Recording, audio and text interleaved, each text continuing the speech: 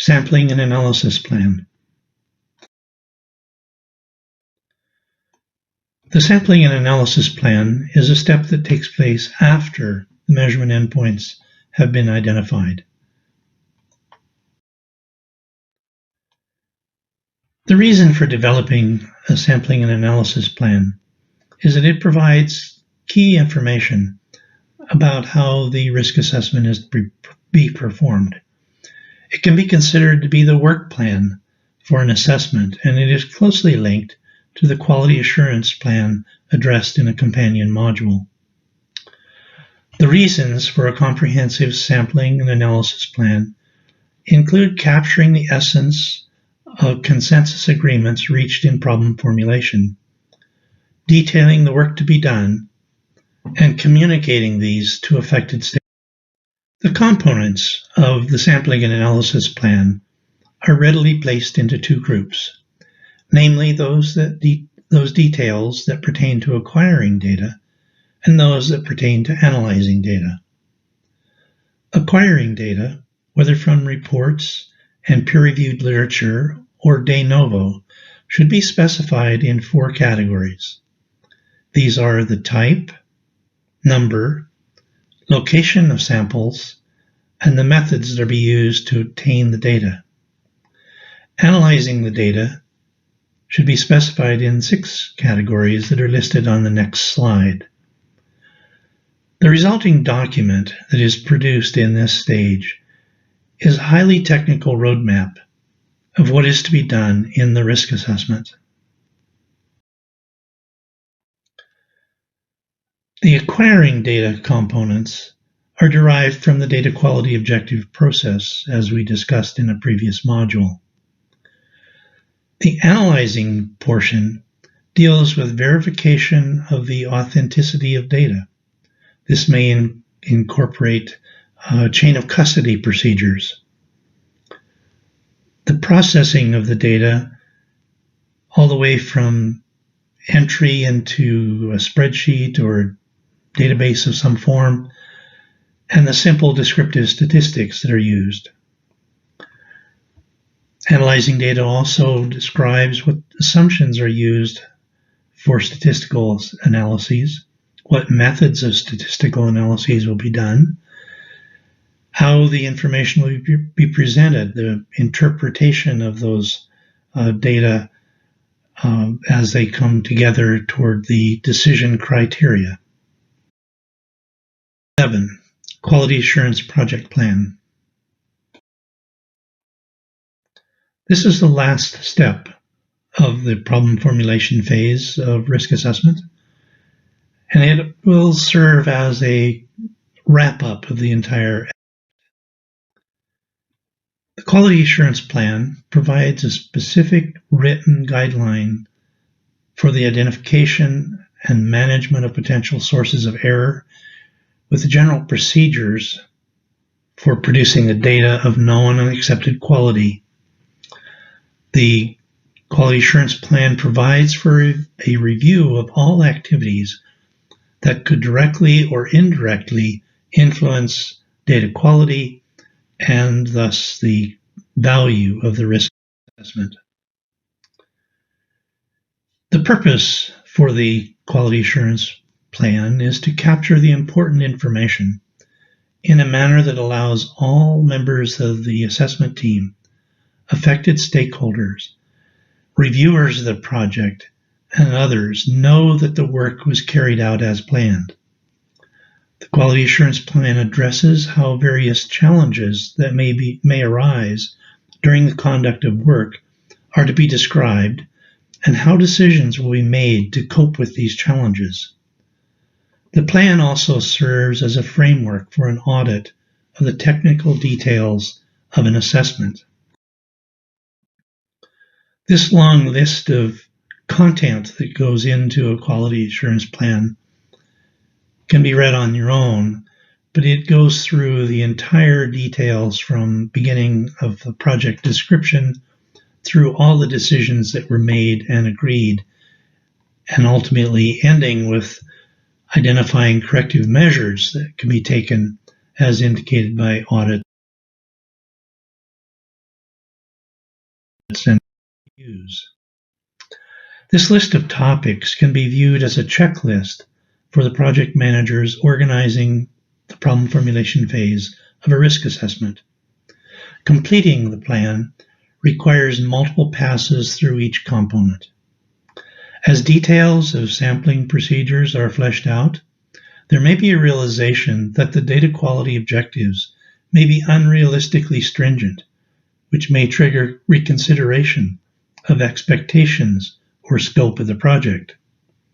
Analytical procedures may not exist or be practical for the questions that are to be answered, or costs may be prohibitive, in which case revisiting the scope of the project with all the affected stakeholders may be necessary. A well-educated plan becomes a powerful guidepost to control costs of the overall risk assessment. It also becomes a useful document for risk communication throughout the life of the project.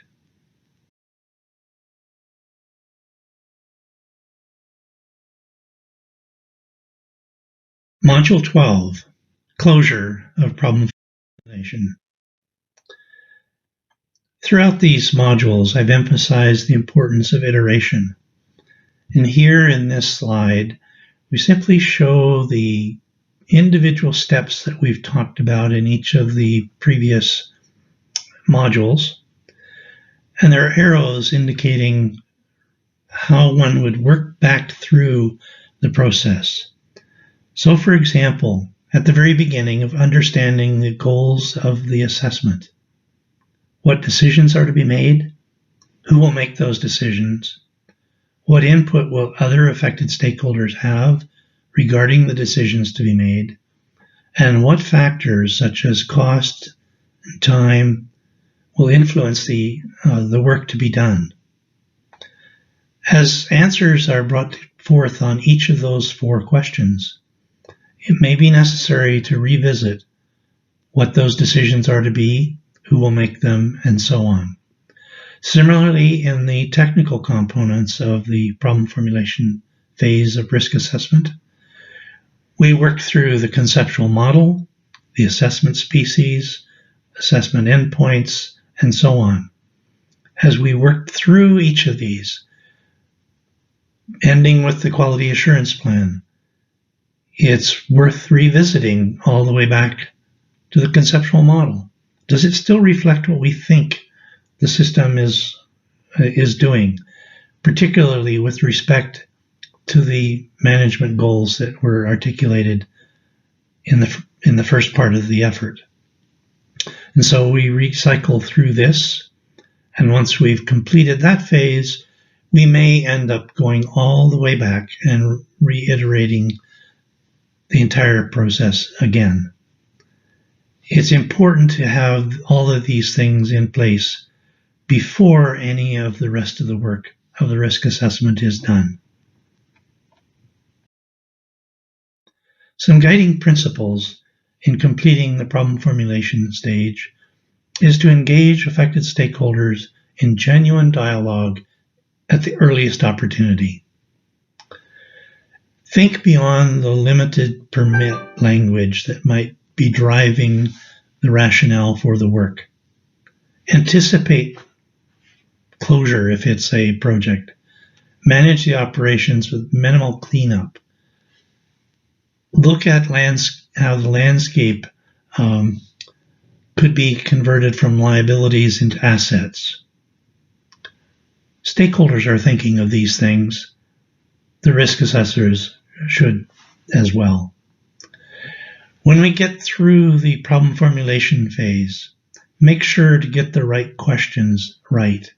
That is, to state them in clear language so that everyone agrees and there's no ambiguity. Identify interactions and synergies, and so on. When you get through this, all of these things will determine how the remainder of the risk assessment will be conducted. It will determine the robustness of the analysis and therefore how well informed the decisions may be made.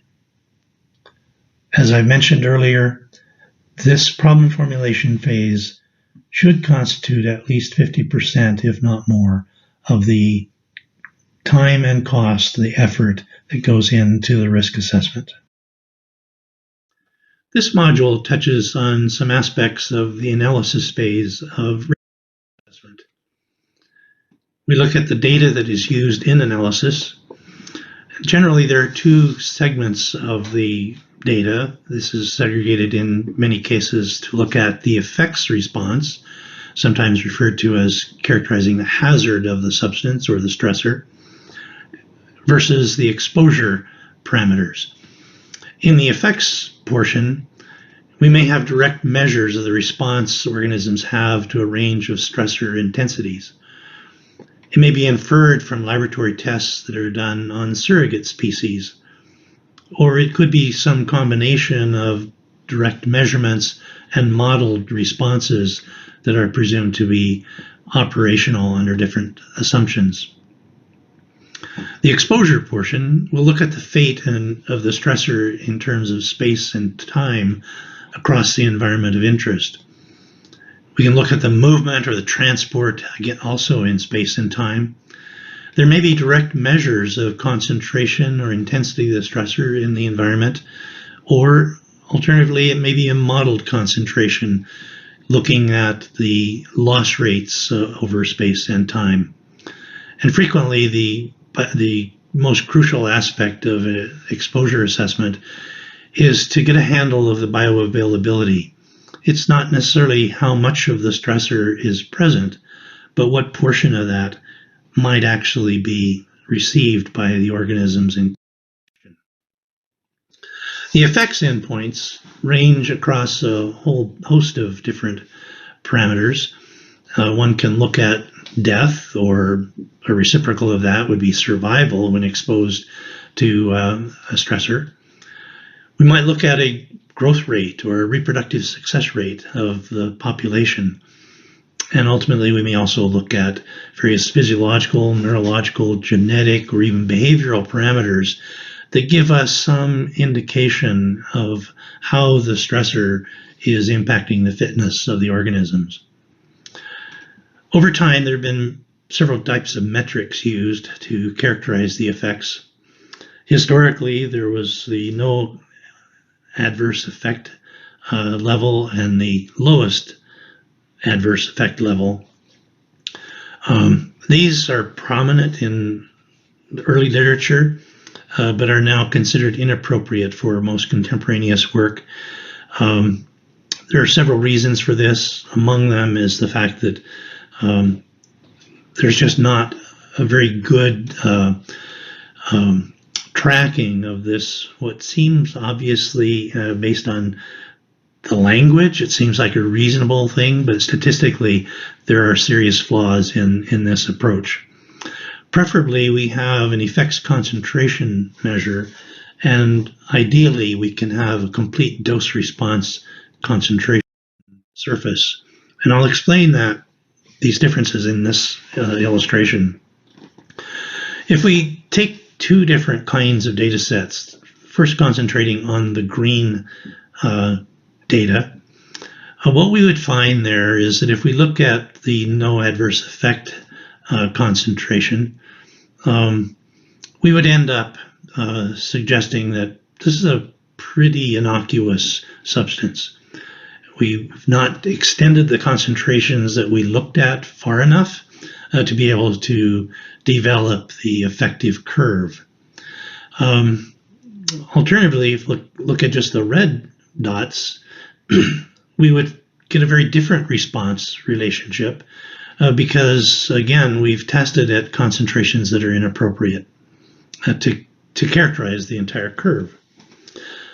If we look at the two data sets combined, these can actually be a fairly representative profile of responses to many stressors. Often there's a slight bump, maybe 10% or so, above the no stressor concentration, and then it starts to decline and crosses back through 100% level and goes onward towards a very steady decline.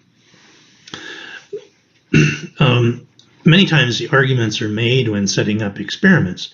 Well, we really don't need to go to where those red concentration lines are because that's just not feasible in the environment to ever expect that much of a substance to be present. And that may have some validity in certain cases, but I think it's overused as a crutch. Instead of getting the full dose-response relationship, we get truncated data sets. And these make for good arguments among experts. If it's a litigious situation, you get dueling experts, but it's not doing what we are purporting to do of getting good science to help inform the decisions that will be made. On the exposure endpoints, we can look at spatially explicit environmental concentrations or dose rates.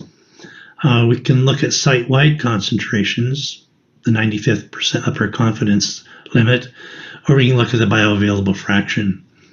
Obviously, the most complete is the first there of a good characterization across the landscape, spatially explicit concentrations of the stress in question.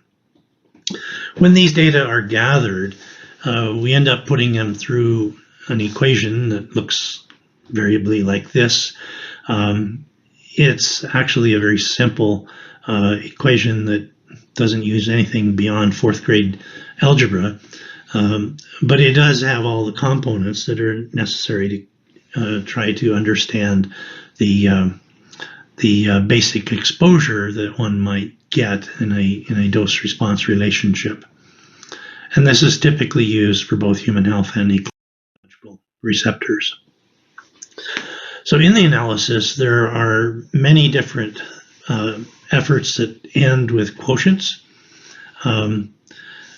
Several of us would state that anytime a quotient is used, it is not truly a risk assessment, but rather is a screening assessment. And this is where we look at the environmental concentration over the effects concentration. The European guidance uses the PEX and PNEX as a way of getting at hazards. A lot of detail goes into trying to massage the numerator and the denominator to try to get them to some quote favorable level, but in the end they don't give you the opportunity to do much with those data afterwards because as a ratio it's not scalable. It's so much more useful to have the complete dose-response relationship to work from, because at that point you have the opportunity to pick and choose along that relationship to relate that to the most likely effects that could be. Module 14, Landscape Perspective. In this module, we will look at the use of landscape ecology as a way to improve the relevance of ecological risk assessments. Landscape ecology is a formal characterization of the spatial pattern of the physiognomy and the vegetation types. We consider grain size, which is effectively the resolution of an image, patch size, which is the extent of that homogeneous unit, and the connectivity, which represents how the different patches are linked together across some spatial area.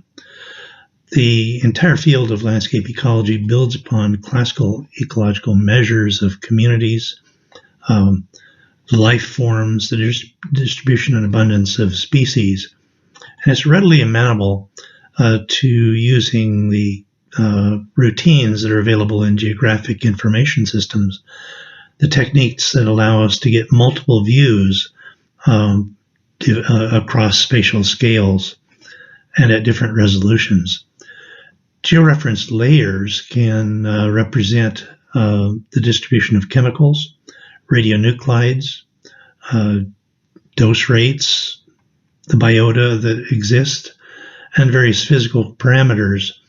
And all of these can be linked into databases that achieve multiple computational steps. So what does it mean to look at the relevant spatial scales from a landscape perspective? Well, first of all, we need to look at what are the assessment species that we care about. If, for example, we're looking at bacteria, the relevant scale is less than 1 to a few cubic millimeters in soils or sediments. Fungi, on the other hand, may span a distance from just a few cubic centimeters to one gigantic mushroom that is in Oregon that occupies several kilometers cubed across the landscape. If we look at the variance that we see within soils, the variance in a 1 meter by 1 meter plot has been shown to equal the variance of a 1 kilometer by 1 kilometer plot. This was first recognized by Elder Paul and colleagues in a publication in 1971 in a special volume of Plant and Soil. It's a remarkable challenge then to look at how we're going to gather data and understand how we reduce the uncertainty associated with the parameters. Nevertheless, there are some guiding sources of information. There's a book that was laid out, the wildlife habitat evaluation criteria, and from this, a standard was developed on how to use wildlife habitat characteristics to influence our estimation of wildlife exposure to various contaminants. So the strategy for using landscape features and habitat is, first of all, to identify the scenarios where habitat may be an important determinant of the exposure assessment. The consideration is to select assessment species information, such as the home range or the foraging range. What are the available habitat suitability models for that particular taxon?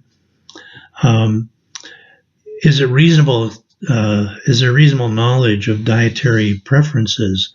One example might be the exposure handbook that the US EPA published many years ago. And then we have the expected amount of time that the organisms would frequent a particular area. A third factor is then to use habitat quality metrics to weight the exposures. In other words, use the high quality habitat as an attractant and low quality habitat consideration as a deterrent for the animals being in those locales.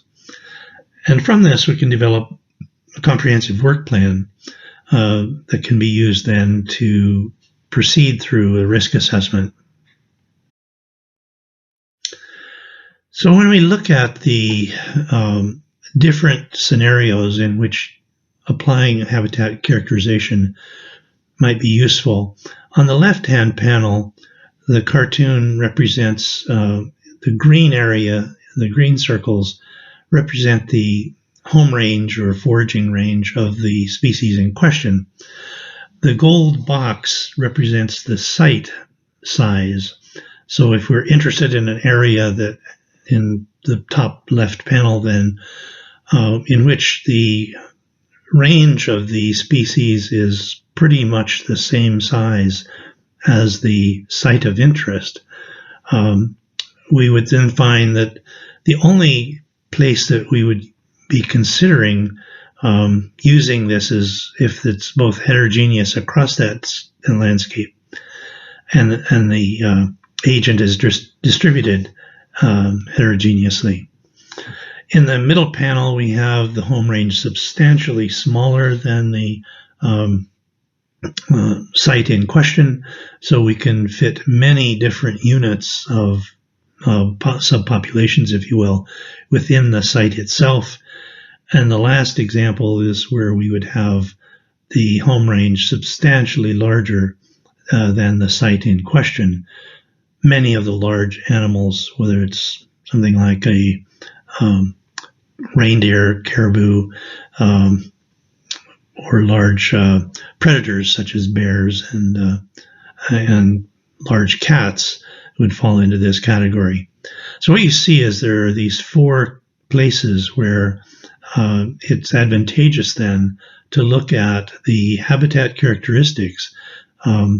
So this can be a thought experiment one would do during the problem formulation phase of setting out the approach that one would use for the risk assessment. When we look at using the landscape perspective, it's really important to understand metapopulations. And so again, here we have populations, a local population shown in the red and golden dots. And then as we fill in a larger population in a larger space, note that in cases 1 through 3, the population is entirely contained within the site boundaries. But in case 4, we have a series of metapopulations represented by the different oval tracts, and we see different connectivity patterns. The curved arrow going through the middle of the diagram is to represent some sort of a barrier. It might be a watercourse, it might be a ridge of a hillside that is essentially closing off rapid migration across the different metapopulations. The arrows representing that go between the metapopulations represent the communication that takes place in terms of potential genetic interactions and movements. Now, here's where it's really interesting. An experiment that was done in Wayne Landis's laboratory in Western Washington in the United States set up an experiment in which they had 3 metapopulations that were isolated. They used insects in this case, and there was an opportunity for the insects to move from one population to another, one metapopulation to another.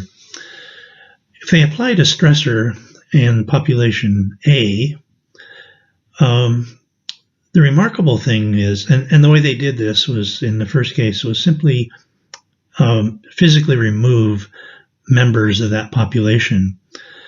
And over time, what they were able to show is that the population fluctuated relatively at equilibrium. But the remarkable thing is that as one moved over towards subpopulation C, the effect of removing members from population A resulted in a decline in the population C. And what this entails is that population A, where that stressor was actually serving as a sink where organisms were moving in and being taken out through the experimental procedure. But if this were in the field, the stressors would be, mortality would be taking place. And where one sees the effect is in the most distant connected subpopulation of this metapopulation.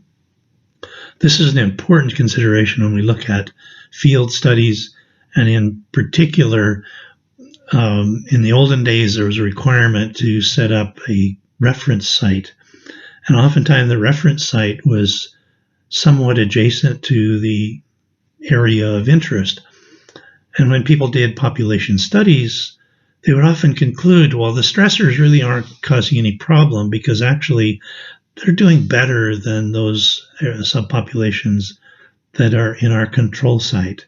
What we now know is that this is an artifact of just not understanding metapopulation dynamics. So there have been some computational models put together to consider the landscape perspective in risk assessment. One of the early ones was a model called Risk Trace, and then the U.S. Army, working on some of its military sites, set up another module, another computational program called SEAM. And basically what these do is generate polygons looking at the habitat quality, and they use those as attractants or deterrents for the occupancy of those particular polygons. And from this, they can calculate in a screening sense either hazard quotient, or in a more sophisticated way, they can look at this in terms of actual estimates of a dose-response relationship and a decline in the fitness of those subpopulations. So we'll use a series of cartoons to illustrate this concept a little easier. And if we let each of these represent different polygons of vegetation type, we could go in and quantify in the left-hand panel the habitat suitability index for a given taxon.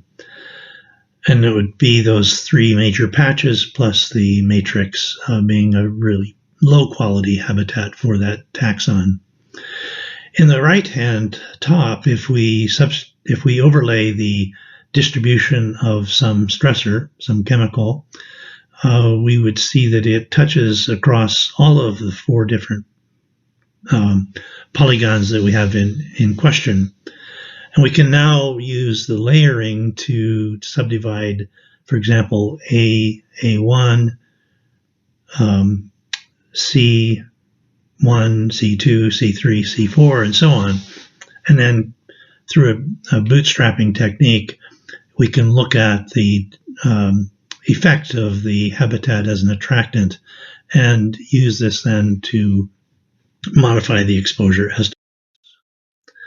And when we get the results of this, it would inform then the possible mitigation steps that we may take in cleaning up and enhancing quality in some areas, so that overall we improve the condition for the species in question. So in conclusion, the basic measures of landscape in terms of vegetation and landform can be used to parameterize the habitat suitability index or habitat equivalencies. We can quantify this by various polygons. And again, the polygon would change, the relevant size of the polygon would change with respect to the species of interest. And then we would have the iterative calculations to accumulate multiple habitat suitability indices for each polygon. The GIS techniques could be used to identify zones or nodes of convergence of high-valued habitats. We adjust this, as I said, for the individual species of interest, and we would then have traditional risk estimates modified by habitat suitability values. The techniques for this are described in the reference on the guide for using exposure, the ASTM guide. Module 15, risk characterization. The focus of risk characterization is on 5 different aspects. We want to be able to provide clear indication of the likelihood of exposure, the magnitude of the exposure or dose. We want to relate this then to the effects of predicted exposure concentrations or dose. But more importantly, we want to be able to explain what is unknown, the uncertainty. And while we do that, we want to make sure that we don't undercut our message, because we want to be able to convey to the non-technical audience those things of which we are certain, those things that we know from our data, from our analysis, from our interpretation. So the combination of explaining what we know, or the certitude, and what we don't know, the humility, if you will, of our capacity to understand systems, become the basis for a successful risk characterization segment of the risk assessment itself. So what about these uncertainties? There are different ways of looking at uncertainty. One is that there are inherent or natural variabilities of any parameter we want to look at.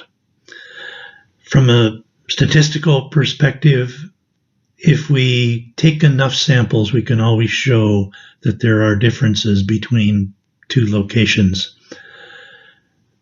There is very little we can do about that inherent uncertainty. It's something we simply have to live with. And in fact, it's one of the reasons that we exist.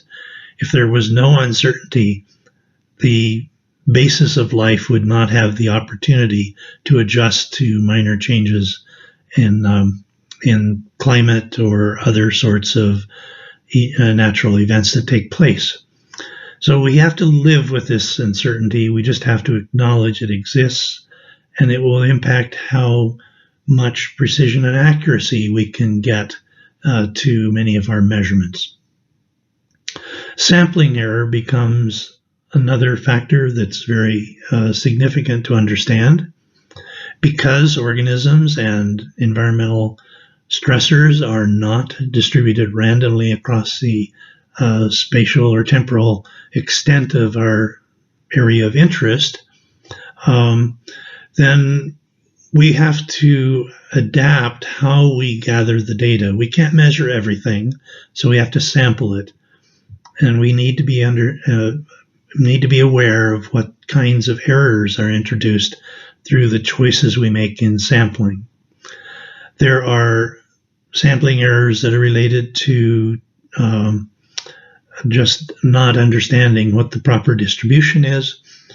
We look at some things such as nocturnal organisms. They're extremely difficult to get accurate measures of where they are at any given time of the night. And so we have problems with that. When we move to computational models, there are errors introduced through model uncertainty. The first part is simply how do we characterize the distribution of parameters in our model, the state variables and the transfers that take place.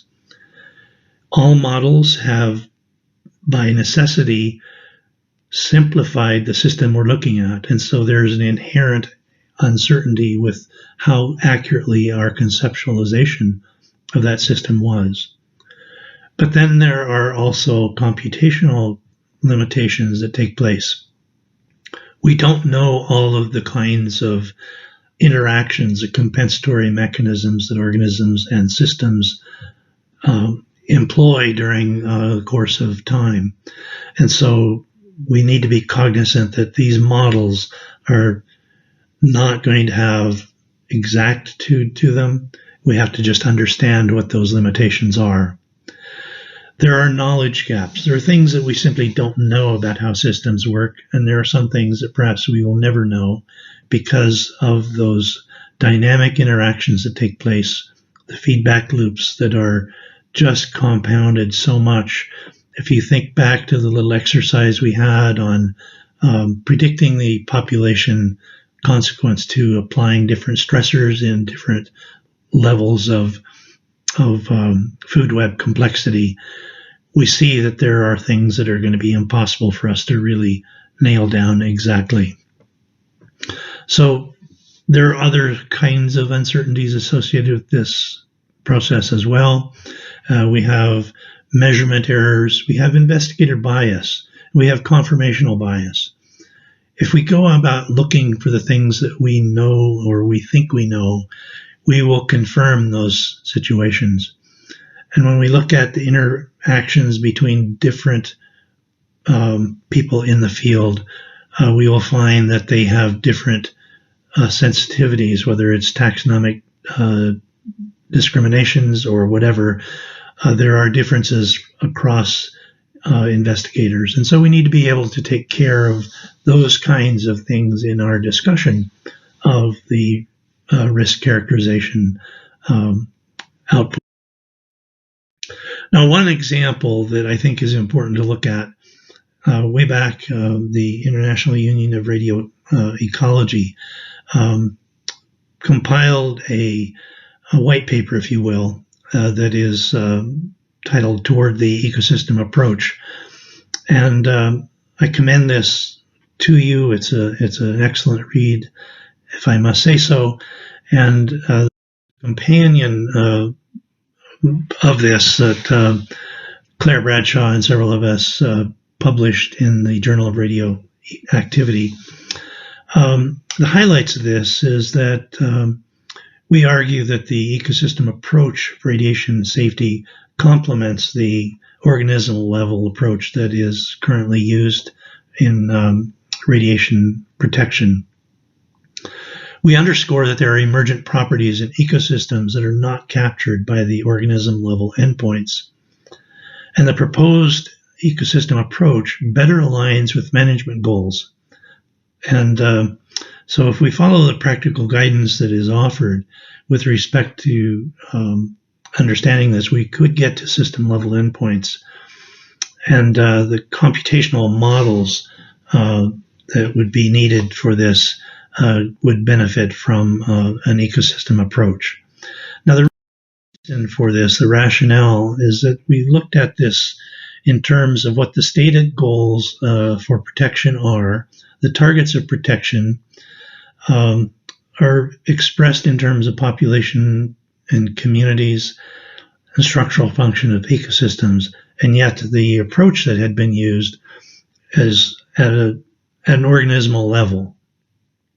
And so we argue that there's a significant mismatch between what is being measured and what is being evaluated and what the endpoints would be.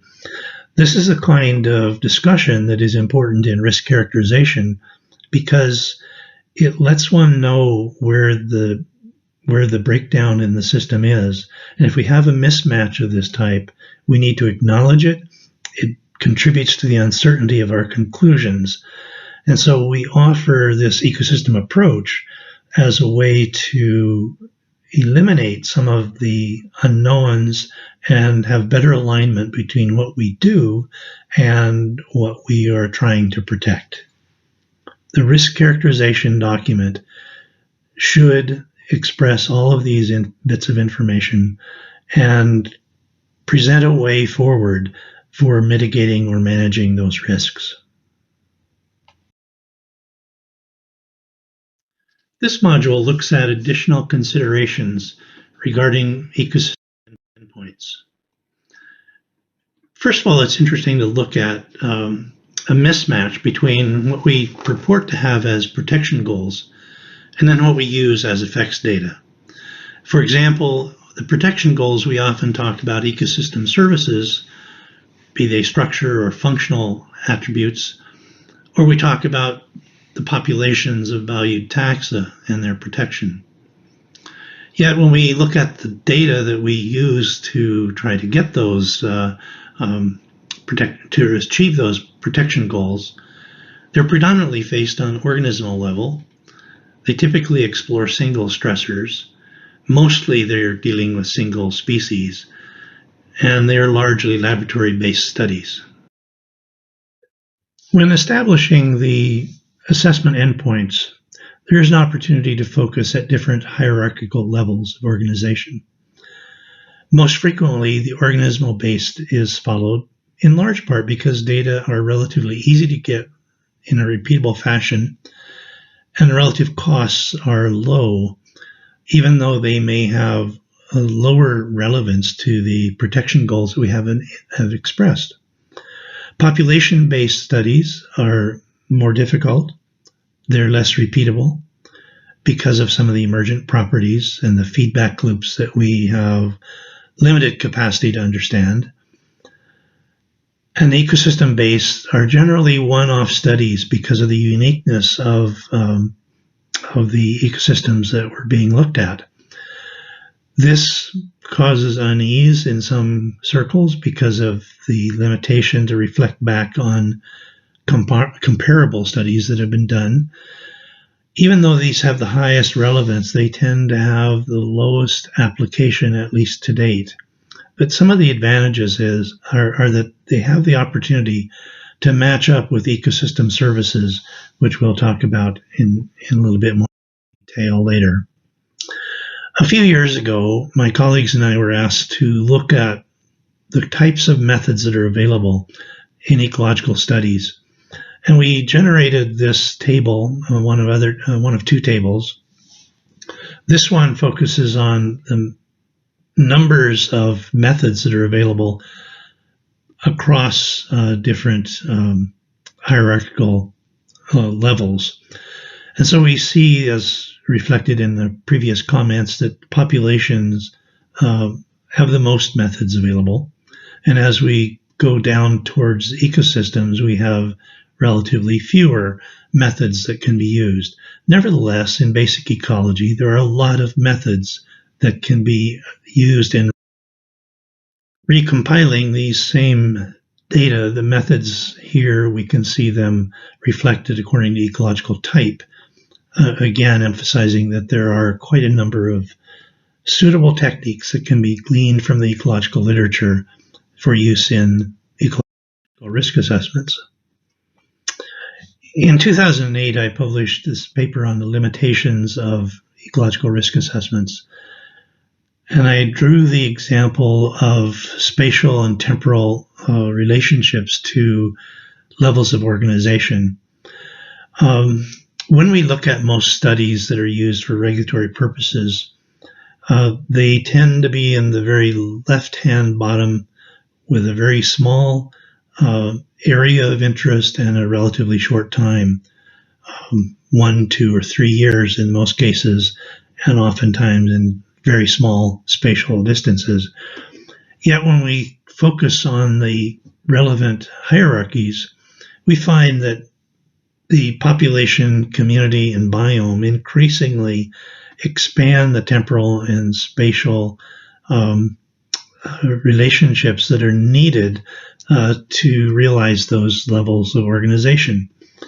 And so what this tells us right from the beginning is that most of the studies that we do require extensive extrapolation well beyond our data. Now, another paper that looked at different organisms showed a very similar situation in which they looked at time and space. And here you get the situation where microbes occupy a wedge going from seconds on up to years. But if we look at ecosystems, we're talking about decades to centuries. So again, in trying to frame the assessment endpoints and the methods that are going to be used to measure those entities, one needs to be cognizant of these fundamental aspects of ecology, that scale is critical. When we look at ecosystem services focus, we're looking at explicitly describing the delivery of goods and services that people care about. We look at multiple stressors across the spectrum of biological, chemical, and physical parameters. And when we look at ecosystem service endpoints, these can be used within the existing ecological framework. It may be especially important in considering this for ionizing radiation, because in many cases there is little demonstrable adverse effect to plants and animals, much controversy about this, and the sites subject to exclusion of humans as a safeguard for human activity often demonstrate a rebound in some of the populations. And so there is a provisioning service in particular that is available in these sites. The opportunities to use new approaches to characterize ecological community composition and ecological function have blossomed in recent years. The traditional taxonomic surveys, although they have been very useful, are rapidly giving way to DNA and RNA sequencing, which can be used to interpret diversity, function, adverse outcome pathways, which we'll be describing, and they lend themselves also to Bayesian belief networks, which can elicit causal relationships in a way that other approaches have not been able to do. So when we compare the traditional methods of looking at community composition what we get is a snapshot of the species that are present and their abundance. It is strictly time dependent. The focus is usually restricted on certain groups of animals. Plants, invertebrates, and microbes are often the most studied. And it's time consuming to get the data to sort, catalog, and identify specimens. Moreover, the results are highly dependent on the taxonomic skill of those people conducting the analysis. Some of the recent advances with using DNA technologies is we get a highly conservative segment of DNA that can be preserved over a period of time. We are building up DNA libraries that progressively expand the coverage of taxa. It minimizes the technician bias because we no longer need to be able to discriminate among species and subspecies that look alike or seem to be the same. But we have the opportunity to use the artificial intelligence, if you will, of the computers to analyze the DNA sequences. And because the technologies that have moved so rapidly, these studies are now conducted in a matter of days instead of months or even years. Moreover, as the data are archived, when new insights into identification come to play as they're added to the library, the data can be reanalyzed rather quickly. So one of the limitations of using DNA is that the DNA can be preserved for long periods of time. And this has been referred to as zombie DNA, so that when one looks at the composition of DNA in a sample, it may be that the organisms lived there for some time and no longer exist in that particular location, yet the signal still can be read forward. So a better way of looking at this has emerged, and that is to use a shorter-lived RNA. The RNA that's available allows us not only to minimize the zombie effect, but we have an opportunity to see which genes are actually being expressed at the particular time. So this gets us at the ecological function that the organisms are providing. So in summary, there are many methods that are available to characterize ecological endpoints, both qualitatively and quantitatively. These have largely focused on population levels, in large part because these have been written into the regulatory requirements. The complexity of ecological systems across temporal and spatial scales should be reflected in the conceptual models that are developed and in the assessment endpoints and measurement endpoints that are determined during problem formulation. New techniques involving nucleic acids, particularly RNA, give us opportunities to explore ecological function in ways that had not previously been available. They're rapid, they're less expensive, they provide more robust data. Add to this, there are analytical techniques that are emerging, some computational modeling, some statistical modeling.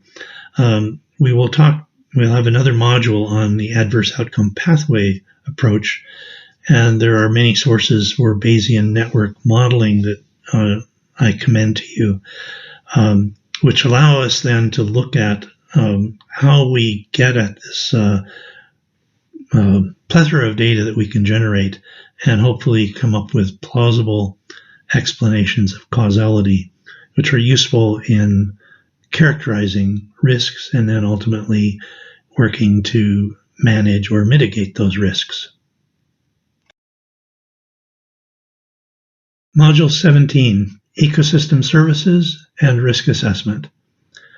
This presentation is adapted in part from a 2017 presentation that Larry Barnthouse provided in this earlier version of this course. Gretchen Daly defined ecosystem services as the conditions and processes through which natural systems and the species that make them up sustain and fulfill human life.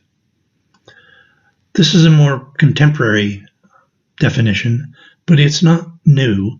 In fact, recognizing that humans depended on nature is an old concept. George Perkins Marsh in the mid-1800s, thought to be a founder of the modern conservation movement. Aldo Leopold in the mid-1900s expressed a land ethic, and Rachel Carson warned of the devastating effect that pesticides were having on the ecosystems. This whole concept was given new life about 20 years ago and has now become widespread as an organizing principle for developing sustainable societies. Human welfare depends on ecological systems and the services it provides, whether it's food and fiber or some of the factors such as flood control, water purification, and so on. We depend on these even if we don't always recognize their existence or value their existence. The Millennial Ecosystem Assessment Project was a 4-year effort by many different persons involved, over 1,300 experts from 95 nations. They produced a number of reports that link ecosystem services to human well-being. In their assessments, they linked these services, which were lumped into 4 major categories, identified as supporting, provisioning, regulating, and cultural. And they link these up to how they relate to well-being of people in terms of security, the basic materials for a good life, health, good social relations, and collectively the freedom of choice and action. So is it important to value ecosystem services? Some would argue no, because ecosystem preservation and restoration are moral imperatives, and assigning a monetary value to the ecosystem service is morally wrong. Others would argue that yes, it's important, because costs and benefits of decisions that affect ecosystems cannot be properly balanced unless the values can be placed on ecosystem services. We can have this same argument without necessarily invoking a monetization of those services, and we'll talk briefly about that later. So the key components of an ecosystem approach. We begin with the conceptual models, as we've talked about. We select the endpoints. We identify how we're going to link these up with policy and different assessment endpoints. The ecosystem production functions provide a quantitative model that links the ecosystem status and the ecosystem services. And so we can look at this illustration where we have an ecosystem that through ecological production functions and intermediate services produce some final ecosystem service that is used directly by humans, either in an economic production function or in a non-use or existence value that economists like to talk about. A lot has happened in the last decade. We have a refinement of the conceptual approach. The development of these linkages have been argued, and we have integration of ecosystem services into the ecological risk assessment. I would commend to you these different publications, a series that came out of a workshop, which we identified the assessment and application of ecosystem services, ecosystem production functions, how we use this in natural resource management, how it ends up being incorporated explicitly in risk assessment and management. And finally, there's a series of 3 learned discourses that argue for and against using monetized valuation procedures. These are all in the integrated environmental assessment and management